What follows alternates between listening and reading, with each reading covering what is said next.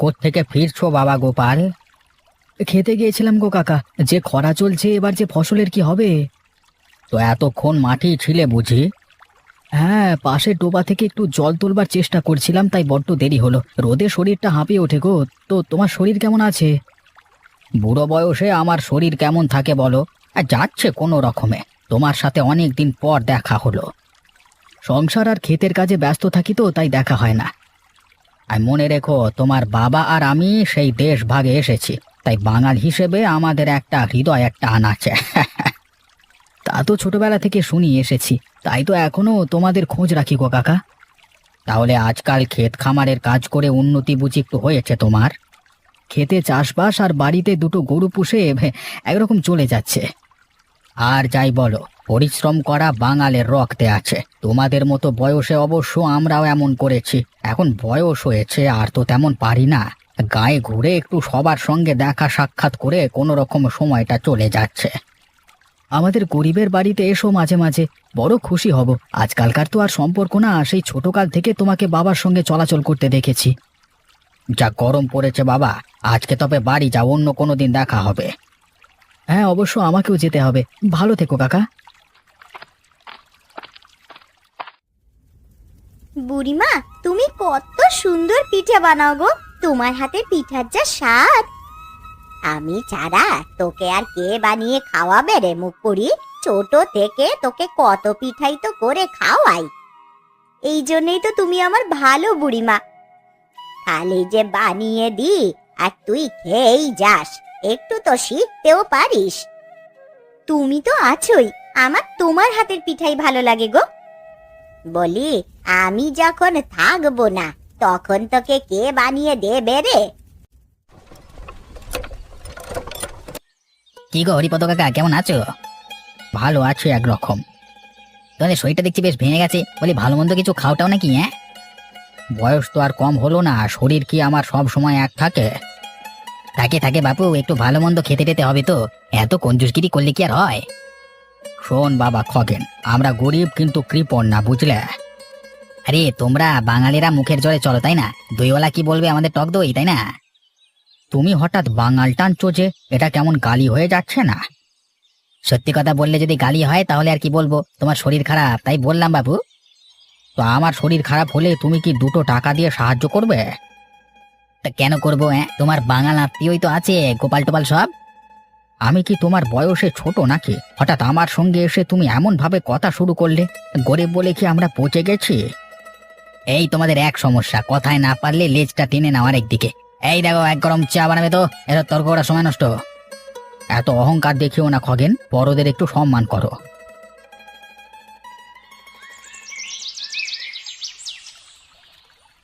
বলছিলাম দিদি, তুমি একটু সরে কাপড় কাচলে আমারও সুবিধা হয়। মতলব তো তোমার মন্দ দেখছি না। আমার বাড়ির কাছে ঘাট, আমি কোথায় কাপড় কাচবো আর না কাচবো তা কি তোমার অনুমতি নিয়ে করতে হবে নাকি? তুমি এত রেগে যাচ্ছ কেন দিদি? আমি তো তোমায় খারাপ কিছু বলিনি।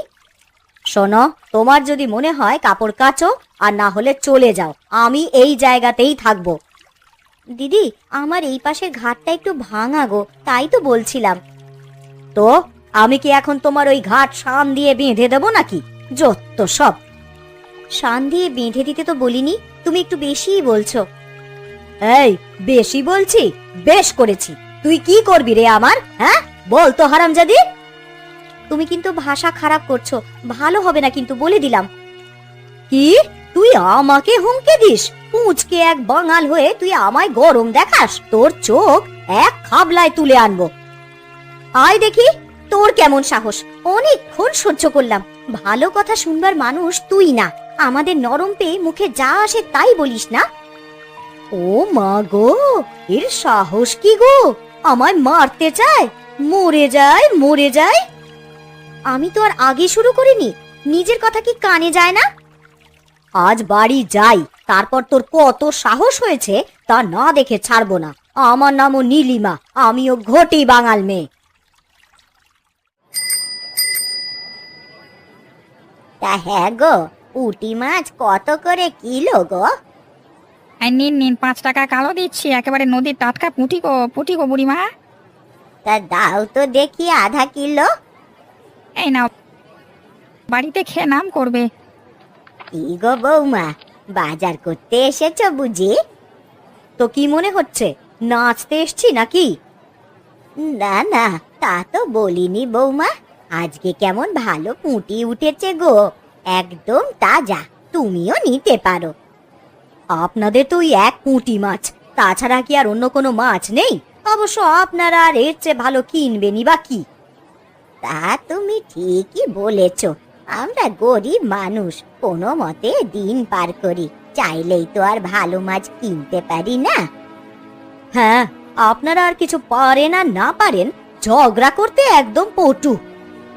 আমি আবার ঝগড়া কোথায় করলাম, তুমি বললে তাই উত্তর করলাম। কথায় কথায় মুখ উল্টানো আপনাদের কেমন স্বভাব বাপু। আর শুনুন, আমরা এই সমস্ত পুঁটি টুটি খাই না, বাঙালদের মতন কৃপণ নই আমরা, বুঝলেন? বৌমা শোনো, বাঙালরা গরিব হতে পারে কিন্তু মনের দিক থেকে বড়। আপনাদের যে কেমন মন বড় তা জানা আছে, আর তা বলতে আসবেন না। তুমি এমন বাঁকা বাঁকা কথা বলছো কেন গো? ও মা, আমি সত্য কথা বললেই বুঝি কথা বাঁকা হয়? তো আমায় বুদ্ধি দিতে কে বলেছে শুনি? পুঁটি না ঘুঁটি কি কিনছেন তা নিয়ে সোজা চলে গেলেই তো পারেন।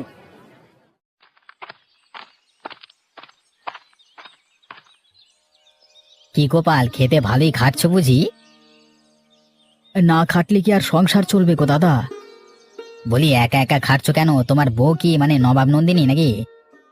বউকে কি কেউ মাঠের কাজে খাটায়? তাছাড়া আমি তোর স্বামী, আর এমন তো না যে লতা বাড়িতে ঘুম পারে। গো, বউয়ের জন্য এত দরদ? দরদ না, আমি তো দায়িত্বের কথা বলেছি। হ্যাঁ দায়িত্ব, বাড়িতে থেকে তোমার বউ পারে শুধু ঝগড়া করতে। আরে লতা অমন মেয়ে নয়, আমি ওকে ভালো করেই চিনি। আর হঠাৎ আমার বউকে নিয়ে টানছো যে? আরে যা ঝগড়ুটে বউ তোমার, তা টানবো না তো কি পুজো করবো নাকি? পুজো করতে বলিনি, কিন্তু এভাবে আমার বউকে টানলে ভালো হবে না বলে দিচ্ছি। তোমাদের দেখছি দানি খুব তেজ, ধরাকে সরাজ্ঞান করছো নাকি? হ্যাঁ, কিছুই মনে করিনি, কিন্তু তুমি উল্টোপাল্টা কথা বলছো। এই উল্টোপাল্টা মানে কি আমি মাতাল নাকি রে? তোর মুখ তো বেশ বেড়েছে। কথা একটু নিচু গলায় বলো খগেনদা। তবে রে, উঁচু গলায় বললে কি করবি? এই তো কাজকে তোকে এত সম্মান করতাম আর তুই আমাকে মারলি? হ্যাঁ, গেছিস বাছা, এই গোপাল আমাকে মেরে শেষ করে দিল। তুমি নিজে আমাকে মারলে তখন কিছু হলো না, আর আমি মারলে দোষ? থাম, তোকে আর তোর বউকে কি করি আজকে দেখি। আবার শরীরে হাত দেওয়া? হ্যাঁ, আমিও বলতে পারি, তুমি কেন আমার বউকে গাল দেবে? আরে হরিপদদা, আমার বাড়িতে যে। আরে বসো বসো, কতদিন বাদে আমার বাড়িতে এলে। কি আর বসি, গ্রামে যা কার্যকলাপ দেখছি। তোমার কথা ঠিক বুঝতে পারছি না তো, কি হয়েছে একটু খুলে বলো দেখি। আমি বয়স্ক মানুষ ভাই, কি বললে আবার কি হয় কে জানে। আহা, আমি তো আছি, এত ভয় পেতে হবে না, তুমি খুলে বলো।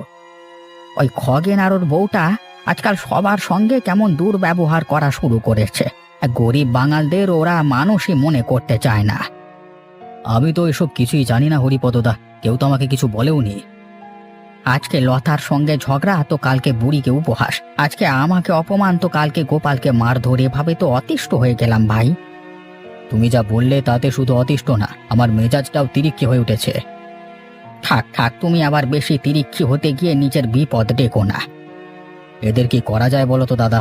আমি গ্রামটাকে সুন্দর করে পরিবেশ দিতে চাই, আর মেনিমুখ শয়তানগুলো এসব করা নিয়ে ব্যস্ত। তুমি বরং খগেন আর নীলিমাকে ডেকে পাঠাও, সঙ্গে গোপালের বউ গোপালকেও ডাকো, তবেই আসল সত্য বের হবে। হ্যাঁ, আমিও এমনই ভাবছি। তুমি ওদের একবার জানানোর ব্যবস্থা করো, আর বলবে দুপক্ষই যেন আগামী সোমবার উপস্থিত থাকে। আচ্ছা, আমি সেই ব্যবস্থা করছি।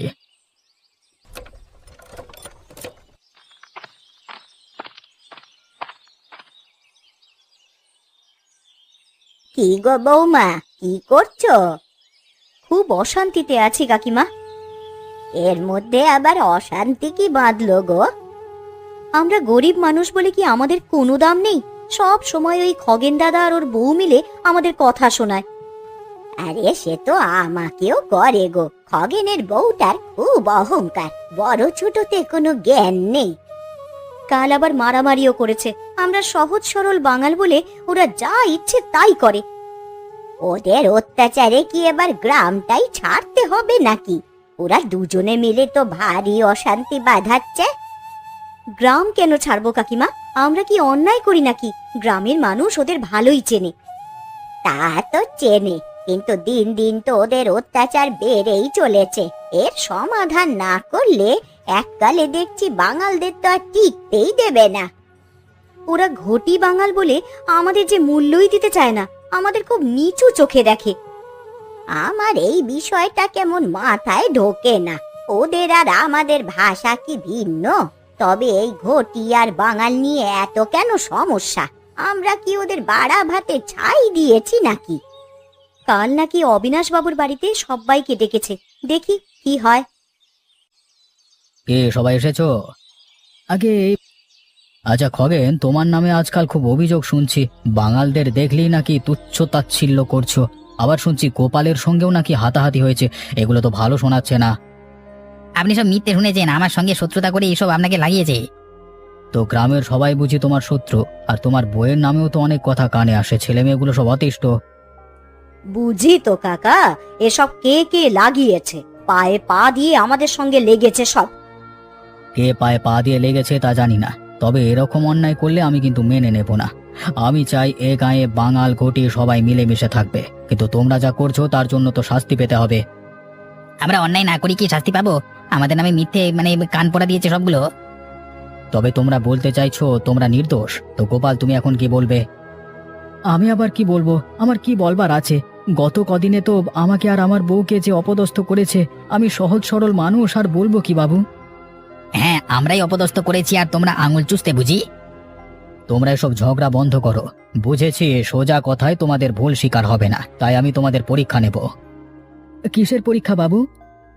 গোপাল আর খগেন, তোমরা তোমাদের বউকে দিয়ে একটা রান্না করিয়ে আনবে। যার রান্না সুস্বাদু হবে সেই হবে নির্দোষ, আর যার রান্না বিস্বাদ হবে সে হবে প্রকৃত দোষী, এবং তাকে চরম শাস্তি দেওয়া যাবে। তোমরা কি রাজি? হ্যাঁ বাবু, আমি এক পায়ে রাজি। ঠিক আছে, তবে আগামীকাল তোমরা রান্না করে আনবে। আমি নিজে রান্না খেয়ে রায় দেব, বুঝলে সবাই? হ্যাঁ বাবু, বুঝেছি। এখন তবে আমরা আসি। কালকে সময় মতো উপস্থিত হবে সবাই।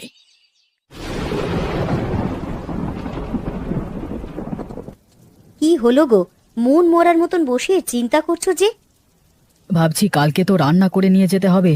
ওরা সবাই কত ভালো রান্না বান্না করে, আমরা গরিব মানুষ কি রান্না করব, আর বাবুই বা কি বলবে? এত চিন্তা করে কি হবে গো? তুমি বরং তাড়াতাড়ি হাটে যাও। আমার কাছে তো তেমন টাকাও নেই লতা। হাতে যা ছিল চাষবাস করি, হাতটা খালি প্রায়। অবশিষ্ট দিয়ে কোনো রকমে চালাতে হবে। তুমি এক কাজ করো, সস্তায় কিছু পুঁটি কিনে আনো। আমি চটপট করে পুঁটি মাছের ঝাল রান্না করব। সামান্য পুঁটি মাছে কি আবার সব মন ভরবে? আমাদের তো তেমন টাকাও নেই যে ভালো মাছ রাঁধবো। যা সম্ভব হবে তাই করব, তুমি ভেবো না। না ভেবে কি উপায় আছে গিন্নি? রান্না ভালো না হলে আমরা দোষী হব, আবার শাস্তিও পেতে হবে। কি যে ভাগ্যে আছে কে জানে। বাবু কি আর বুঝবেন না যে কে আসলে দোষী আর কে নির্দোষ? তুমি দেখো, আমার রান্না কেউ ফেলে দিতে পারবে না। ভাগ্যে যা থাকবে তা তো আর রোধ করা যাবে না। তুমি আগে বাজার করে আনো, তারপর কিছু একটা হবেই। হ্যাঁ, সেই আমি বরং বাজারটাই আগে করি। হ্যাঁ, তারপর কিছু একটা পরিকল্পনা করা যাবে। তাড়াতাড়ি এসো।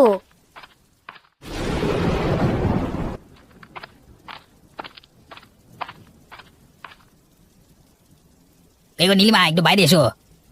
কি গো?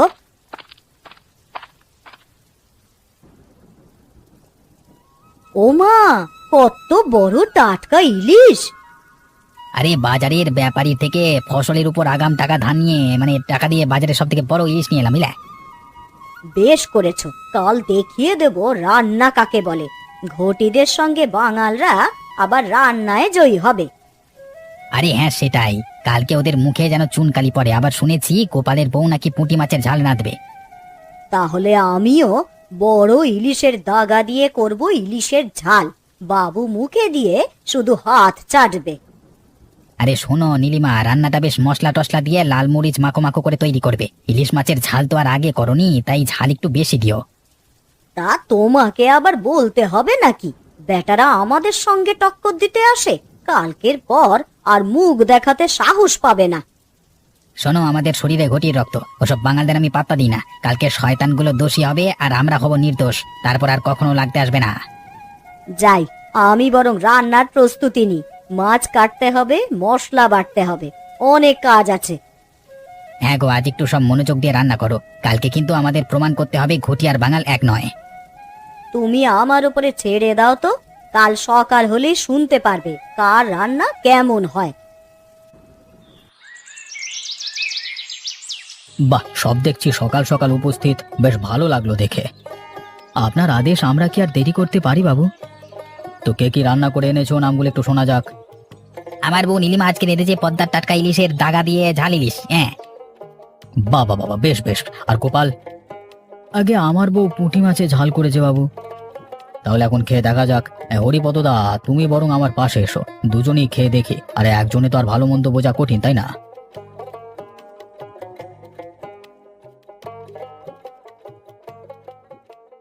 বাবা, বেশ লাগলো। অনেকদিন পর পুঁটির ঝাল। আহা গোপাল, এমন পুঁটির ঝালটা বেশ লাগলো। কই হরিপদদা, এবার ইলিশের ঝালটা দেখি।